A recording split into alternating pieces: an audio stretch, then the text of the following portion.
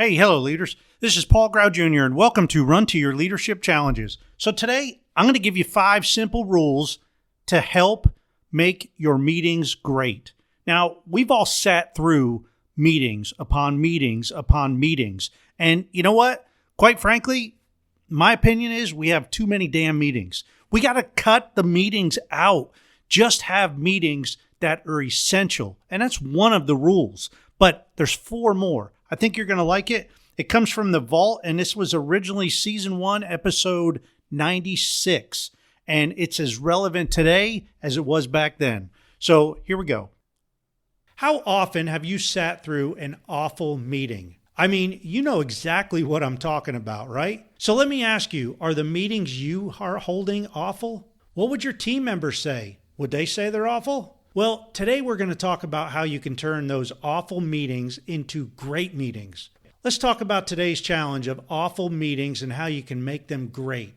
Well, I know what you're probably thinking. You're probably saying to yourself, the only realistic way to turn an awful meeting into a great meeting is to cancel a meeting. Am I right? Well, I think there's a lot of truth to that, but we really want to try to turn our awful meetings into great meetings. So let's run to this challenge together. Now, turning awful meetings into great leaders takes a conscious effort on everyone's part. Yet the first thing you need to do as a leader is to make sure only the absolute necessary team members are attending the meeting. So rule number 1 is simple. It's to uninvite team members to the meeting.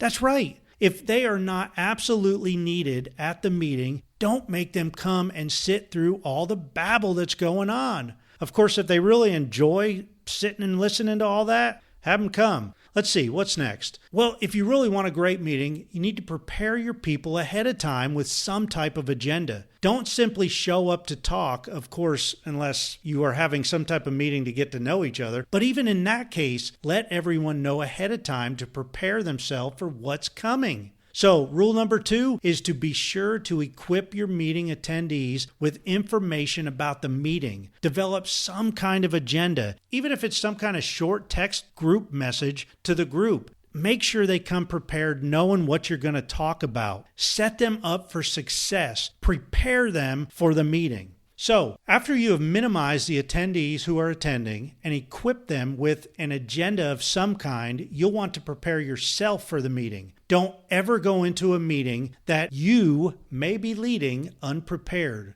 This includes printing out PowerPoints, if you actually use those dinosaurs, which, oh, by the way, I highly don't recommend. I know they keep you on track during a meeting, but just think about all the time and effort that is wasted into creating PowerPoint slides for a meeting that'll just end up in the trash 15 minutes after the meeting. Not to mention all the money that is wasted on printing, etc. Look at all the time your people are spending creating those PowerPoints to look perfect for you, their leader. Meetings without PowerPoints are much better because it really forces everyone to listen carefully and pay attention and not to just tune out and follow along some PowerPoint slideshow. So rule number 3 is to prepare yourself and lose the slides.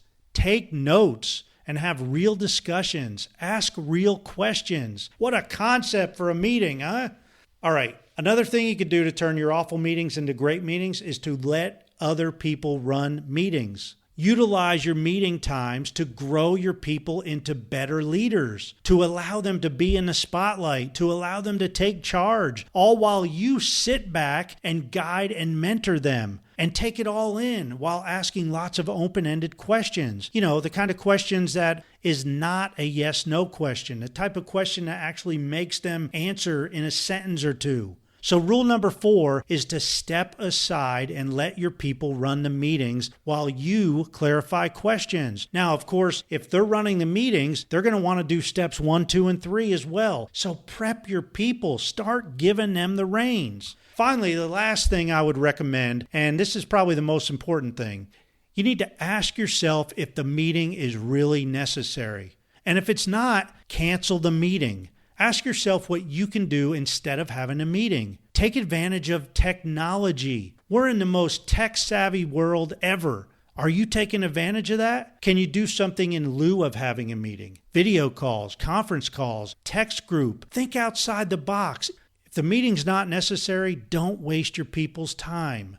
So the bottom line about meetings is we waste way too much time sitting in worthless meetings when we could instead be visiting with our team members and building relationships and learning about the goods, the bads, and the uglies about their jobs and responsibilities. So rule number 5 is to eliminate as many meetings as you can and only have the bare essential meetings. Utilize technology and think outside the box to come up with an alternative to a meeting.